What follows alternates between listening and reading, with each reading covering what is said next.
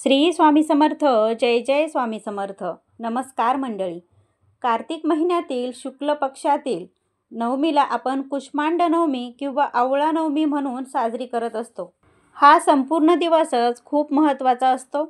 या दिवशी भगवान विष्णू यांची पूजा केली जाते. तर या आवळा नवमीला आपल्याला हा दिवस कसा साजरा करायचा आहे, कुठल्या वस्तूंचे जर या दिवशी दान केलं तर आपल्याला त्याचे पूर्ण फळ मिळत असतं, म्हणजेच पुण्य आपल्या पदरामध्ये पडतं. तसेच आवळा नवमी तिथी कधीपासून कधीपर्यंत आहे, त्याचबरोबर आपण कोणतं दान केल्याने या दिवशी आपल्याला जास्त पुण्य मिळेल, अशी संपूर्ण माहिती आपण आजच्या व्हिडिओमध्ये पाहणार आहोत. तेव्हा व्हिडिओ पूर्ण पहा आणि व्हिडिओ पाहत असताना कमेंटमध्ये ओम नमो भगवते वासुदेवाय लिहायला विसरू नका. चला तर लगेचच व्हिडिओला सुरुवात करते. म्हणजे तुम्हाला संपूर्ण व्हिडिओ पाहिला तर तुम्हाला आवळा नवमीचं महत्त्व पण कळेल, या दिवशी काय दान करावं हे सुद्धा कळेल आणि या दिवशी आपण भगवान विष्णूची सेवासुद्धा कशी करावी, काय करावी अशी संपूर्ण माहिती तुम्हाला मिळून जाईल. तर बघा, सगळ्यात आधी तर आपण कुष्मांड नवमी म्हणजे काय आणि ती का साजरी करावी अशी संपूर्ण माहिती पाहूयात. त्याचं महत्त्व काय आहे ते सुद्धा पाहूयात. तर बघा, कुष्मांड नवमीला भगवान विष्णूंनी कुष्मांड राक्षसाचा जेव्हा त्याचा वध केला आणि त्याचा वध केल्यानंतर एक वेल तयार झाला, त्या वेलाचं रूपांतर फळात झालं. ते फळ विष्णुप्रिया असं झालं, तर ते फळ आहे कोहळा. तर बघा, कार्तिक नवमीला या कुष्मांडाचा वध केल्यामुळे ही नवमी तिथी कुष्मांड नवमी म्हणून साजरी केली जाते. आता काही भागामध्ये या दिवशी कोहळा कापून त्या राक्षसाचा वध केलं असं त्यामध्ये मानलं जातं, म्हणजे कोहळा कापला जातो म्हणजे त्या राक्षसाचा वध केला आहे आणि तो कोहळा कापून तो आतून पोखरून तो सुवर्णाने किंवा मौल्यवान वस्तूने किंवा बघा आपल्या यथाशक्तीने काही आपण जे दान करायचं आहे त्याच्याने ते भरून ते गरजूंना दान केला जातो. हे झालं कुष्मांड नवमी म्हणजे काय याचं महत्त्व. आता आवळा नवमी म्हणजे काय हे आपण थोडक्यात जाणून घेऊयात. बघा, माता लक्ष्मी पृथ्वीवर आल्या तेव्हा त्यांना हरी आणि हर यांची पूजा करायची इच्छा निर्माण झाली. आता त्यांना प्रश्न असा पडला की हरीची पूजा आधी करावी की हरची पूजा आधी करावी, म्हणजेच भगवान विष्णू यांची पूजा आधी करावी की भगवान शंकरांची पूजा आधी करावी. मग अशा वेळेस भगवान शंकरांना बेलपान अतिशय प्रिय आहे आणि भगवान विष्णूंना तुळशीपत्र अतिशय प्रिय आहे. मग कुठलं फळ आहे की त्याच्यामध्ये दोन्ही गुणधर्म आहेत, तर ते फळ आहे आवळा. म्हणून ह्याच दिवशी आवळ्याच्या झाडाची पूजा केली होती, म्हणून याला आवळा नवमी असं सुद्धा म्हणतात. आता या दोन शब्दांचा अर्थ तुम्हाला समजलाच असेल, या दिवसाचं महत्त्व देखील तुम्हाला समजलं असेल की आवळा नवमी आणि कुष्मांड नवमी म्हणजे काय. आता आपण आवळा नवमी म्हणजेच कुष्मांड नवमी कधी आहे, ती कधी सुरू होत आहे आणि ती कधी संपत आहे ते सर्वात पहिले जाणून घेऊयात. तर बघा, गुरुवारी 30 तारखेला सकाळी 10:06 आवळा नवमी सुरू होऊन ती संपेल 31 तारखेला सकाळी 10:03. आता याच नवमी तिथीला अक्षय आवळा नवमी तिथी असं सुद्धा म्हटलं जातं. तर आवळ्याचे पूजन तुम्हाला कधी करायचे आहे, जोपर्यंत नवमी तिथी लागलेली राहील तोपर्यंत तुम्ही आवळ्याचे पूजन हे करायचे आहे. नवमी तिथी कधीपर्यंत लागलेली आहे, तर बघा 30 तारखेला गुरुवारी 10:06 पुढे आवळा नवमी साजरी तुम्ही करू शकता आणि 31 तारखेला सकाळी 10:03 देखील तुम्हाला आवळा नवमी साजरी करता येईल. आता तुमच्या वेळेनुसार तुम्ही ही आवळा नवमी साजरी करू शकता. 30 तारखेला गुरुवार आहे, भगवान विष्णूंचा वार आहे, तर बघा तुम्हाला 30 तारखेला सुद्धा आवळा नवमी ही साजरी करता येईल आणि 31 तारखेलाही तुम्हाला ही आवळा नवमी साजरी करता येईल. मात्र 31 तारखेला तुम्ही सकाळी 10 वाजेपर्यंत तुम्हाला ही आवळा नवमी साजरी करता येईल, हे मात्र तुम्ही लक्षात ठेवा. आता तुम्हाला व्यवस्थित समजलं असेल की आपल्याला कोणत्या टायमिंगमध्ये आवळा नवमी ही साजरी करायची आहे. तर बघा, आता व्हिडिओमध्ये सांगितल्याप्रमाणे तुम्ही नक्कीच ही आवळा नवमी साजरी करू शकता. बघा, आता अशा वेळेस जर काही महिलांना मासिक धर्म आलेला असेल तर 31 तारखेला देखील तुम्ही आवळा नवमी साजरी करू शकता. म्हणजे 30 तारखेपर्यंत जर तुम्हाला मासिक धर्म असेल आणि जर 31 तारखेला तुम्हाला 5 दिवस होत असेल, तर तुम्ही या दिवशी नक्कीच आवळ्याच्या झाडाची पूजा करू शकता. तसेच या दिवशी दानधर्म, सेवा या सर्व तुम्हाला या वेळेतच करायच्या आहेत. तर बघा, आवळा नवमीचा जो काही टायमिंग आहे, तर तो तुम्हाला पंचांगानुसार हा इथे मी तुम्हाला व्यवस्थित सांगितलेला आहे. तर आता बघा, आवळा नवमीला आपल्याला आवळ्याची पूजा कशी करायची ते आपण थोडक्यात जाणून घेऊयात. तर पहा, तुमच्या घरामध्ये सुखसमृद्धी नांदण्यासाठी तुम्हाला आवळा नवमीच्या दिवशी तुम्हाला आवळ्याच्या वृक्षाची पूजा करायची आहे. तर बघा, तुम्ही कुठेतरी आवळ्याचा जर वृक्ष असेल तर तिथे तुम्हाला साफसफाई करून घ्यायची आहे. तर पहा, आवळ्याच्या झाडामध्ये ब्रह्मा, विष्णू, महेश समस्त ऋषीमुनींचा निवास असतो. म्हणून तुम्ही अगदी भक्तिभावाने तुम्हाला आवळ्याच्या झाडाची पूजा करायची आहे. त्यामध्ये बघा, सगळ्यात पहिले तुम्हाला आवळ्याच्या झाडाला पाणी द्या आणि साक्षात ब्रह्मा, विष्णू, महेश यांच्या चरणांना तुम्ही प्रक्षालन म्हणजे धूत आहात असे तुम्ही म्हणजे त्या भावनेने तुम्हाला आवळ्याच्या झाडाला पाणी घालायचं आहे. त्यानंतर सर्वात पहिले जेव्हा पूजन तुम्ही सुरू कराल, तेव्हा तुम्ही एक दिवा नक्की लावून घ्या. दिवा लावून नंतर तुम्हाला त्याला आसन द्यायचं आहे. त्यानंतर या दिवशी आवळ्याच्या झाडाला दूध अर्पण करायचं आहे.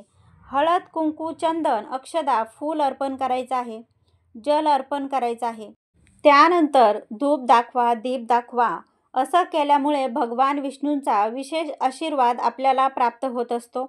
तसेच नैवेद्य म्हणून तुम्ही पिवळ्या रंगाची केळी किंवा पिवळ्या रंगाची मिठाई अर्पण करू शकता. या सेवेने कुटुंबामध्ये सुख आणि समृद्धी नांदते. यानंतर बघा, आवळा नवमीच्या दिवशी म्हणजेच कुष्मांडा नवमीच्या दिवशी तुम्हाला आवळ्याच्या झाडाची कापूर आणि तुपाचा दिवा आहे तर तो ओवाळून आरती करायची आहे आणि 108 वेळेस तुम्हाला आवळ्याच्या झाडाला प्रदक्षिणा घालायची आहे. तुम्ही तुपाचा दिवा सुरुवातीला लावला असेल, त्यांनीच ओवाळलं तरीसुद्धा चालेल. तर बघा, आता पूजा करताना तुम्हाला मंत्र तुम्ही हाच म्हणायचा आहे, ओम नमो भगवते वासुदेवाय. हा मंत्र म्हणून तुम्ही पूजा करू शकता. पण बघा, जर तुम्हाला संस्कृतमध्ये जर म्हणायचं असेल तर ओम धात्र्यै नमः, ओम धात्र्यै नमः हा मंत्र म्हणू शकता किंवा मग ओम नमो भगवते वासुदेवाय, जो तुम्हाला सोपा वाटेल त्या मंत्रासह तुम्ही पूजा करा. बघा, पूजन करताना अगदी मनापासून तुम्हाला पूजन करायचं आहे तरच त्याचा लाभ होतो. अगदी आपण वृक्षाला पाणी अर्पण करताना आपल्याला वाटले पाहिजे की आपण त्यांचे चरण धुत आहोत, अशी अंतःकरणातून आपल्याला या दिवशी सेवा करायची आहे. बघा, या कुष्मांड नवमीला म्हणजेच आवळा नवमीला काय दान करावे, तर बघा, या तिथीचे नावच आहे अक्षय नवमी. अक्षय याचा अर्थ असा आहे की कधीही क्षय न होणारे असे अक्षय, जे कधीही नाश न पावणारे. तर बघा, जे पापकर्म आपल्याकडून नकळतपणे होत असतात त्या पापांचा नाश होवो म्हणून आपण या दिवशी अधिक पुण्य करायचे असते. आणि जे पुण्यकर्म आपण थोडेफार संचय करतो, जर कोणी पापकर्म जास्त केले असेल तर बघा, त्याच्या पुण्याचा नाश होतो. तर हे संतुलित ठेवण्यासाठी तुम्ही त्या व्यक्तीच्या जीवनात ही गाडी व्यवस्थित चालावी म्हणून पुण्यदायक तिथींचा आपण या दिवशी भरपूर लाभ प्रत्येकाने घेतला पाहिजे. म्हणजेच या दिवशी दान करण्याला अतिशय असं महत्त्व आहे. तर बघा, नारद पुराणामध्ये सुद्धा या गोष्टीचे वर्णन येते. या दिवशी विशेष रूपाने पिंपळाच्या झाडाची पूजा करावी. तुम्ही जास्त पण काही करू शकला नाही तर बघा, फक्त पिंपळ वृक्षाला तुम्ही अर्घ्य द्या. एक तुपाचा दिवा किंवा तेलाचा दिवा लावा आणि पिंपळ वृक्षाला स्पर्श करून ओम नमो भगवते वासुदेवाय हा मंत्र म्हणून तुम्ही तिथे बसून म्हणायचा आहे. तर बघा, तरीही तुम्हाला याचा भरपूर लाभ मिळेल. या सेवेने बघा, दारिद्र्याचा नाश होतो आणि तुम्हाला जर शनी ग्रहाचा जर काही प्रभाव असेल, म्हणजे जर तुमच्या राशीमध्ये शनीची 7.5 असेल तर हा उपाय तुम्ही नक्की करून बघा. हा उपाय अतिशय प्रभावी आहे आणि शनीचा जो काही 7.5चा प्रभाव आहे तर तो या सेवेने खूप कमी होतो. आता कार्तिक शुक्ल नवमी जी आहे याला युगादी तिथी असं सुद्धा म्हटलं जातं. युगादी तिथींपैकी एक तिथी आहे ही कुष्मांड नवमी म्हणजे कार्तिक शुक्ल नवमी. आता शास्त्रामध्ये वर्णन आहे की 30 तारखेला पूर्वान्नामध्ये 31 तारखेला सकाळीही आहे. आता तर पहिल्या दिवसाची तिथीच युगादी तिथी मानली गेली आहे. म्हणजेच 30 तारखेला गुरुवारी तुम्हाला भरपूर दान आणि पुण्य करा. देवाच्या नामाचा जप करा. दानाची सुरुवात ना तुम्ही सूर्य अर्घ्याने करू शकता, तुळशीला पाणी देऊन करू शकता. पिंपळ झाडाला सुद्धा या दिवशी तुम्ही जल अर्पण करून या दानाची सुरुवात तुम्ही करू शकता. आता एक गोष्ट जी शास्त्रामध्ये वर्णन आहे की युगादी तिथीच्या दिवशी जे कोणी पितरांना दर्पण देतात, म्हणजेच त्यांना जल अर्पण करतात, तर त्यांचे पितरही खूप तृप्त होतात.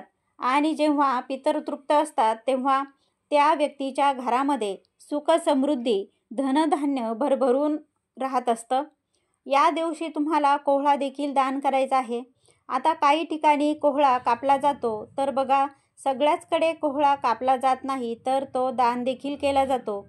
तुमच्याकडे जी पद्धत असेल ती त्या पद्धतीने तुम्ही करायचं आहे. प्रत्येक गावामध्ये प्रत्येक समाजामध्ये वेगवेगळी पद्धत असते. जर तुमच्याकडे कोहळा कापण्याची पद्धत नाही पण दान करण्याची पद्धत आहे तर तुम्ही तसं करू शकता. पण बघा जर तुमच्याकडे दान करण्याची पद्धत नाही आणि कोहळा कापण्याची पद्धत आहे तर तुम्ही त्याप्रमाणे करू शकता. हे सर्वस्वी जशी तुमच्या गावामध्ये पद्धत आहे तर त्याप्रमाणे करायचं. आता जर तुम्हाला कोहळा दान करायचा तर तो कुठे दान करायचा? तुम्ही कोहळा कापू शकत नाही तर मंदिरात जाऊन थोडं तूप, अगदी त्या कोहळ्याला जरी तूप लावलं आणि तो तसा दान केला तरी चालेल. नाहीतर बघा आपण कोहळा अगदी थोडंसं तुमच्या यथाशक्तीने तुम्हाला तूप या दिवशी दान करायचं आहे. आता हे कुठे दान करायचं तर भगवान विष्णूंच्या मंदिरात जाऊन तुम्ही हे दान करू शकता किंवा बाळकृष्णांच्या मंदिरात जाऊन तुम्ही दान करू शकता. या दिवशी दानाला सुद्धा खूप महत्त्व आहे आणि कोहळा दानाला तर अतिशय असं महत्त्व आहे. तसेच बघा या दिवशी प्रभू श्री रामांच्या मंदिरात जाऊन सुद्धा तुम्ही दान करू शकता. विठ्ठलाच्या मंदिरात जाऊन सुद्धा तुम्ही दान करू शकता. स्वामींच्या केंद्रात जाऊन, मठात जाऊन सुद्धा, अगदी बाळकृष्णांच्या मंदिरात, बालाजीच्या मंदिरात जाऊन तुम्ही हा कोहळा दान करू शकता. पण तुम्हाला फक्त कोहळा दान करायचा आहे आणि त्याचबरोबर अगदी थोडंसं यथाशक्ती तूपसुद्धा तुम्ही या दिवशी मंदिरात जाऊन दान करू शकता. या दिवशी खरं तर बघा गुरुवार आहे आणि हा दिवस भगवान विष्णूंच्या सेवेसाठी अतिशय महत्त्वाचा असतो. या दिवशी भगवान विष्णूंची सेवा केली जाते. म्हणजेच अगदी तुम्हाला मासिक धर्म जरी असेल तरीसुद्धा तुम्ही भगवान विष्णू सहस्रनाम याचं पठण करू शकता. म्हणजेच तुम्ही श्रवण करू शकता. या दिवशी तुम्हाला भगवान विष्णूंची सेवा जशी जमेल तशी तुम्हाला करायची आहे. जेवढी जमेल तेवढी तुम्ही या दिवशी तुम्हाला शक्य तितकी सेवा या दिवशी करू शकता. ओम नमो भगवते वासुदेवाय नमः या मंत्राचा सुद्धा तुम्ही या दिवशी जप करावा. शक्य तितका तुम्हाला जप करायचा आहे. आणि ह्या दिवशी कृपा करून तुम्ही तुळस तोडायची नाही.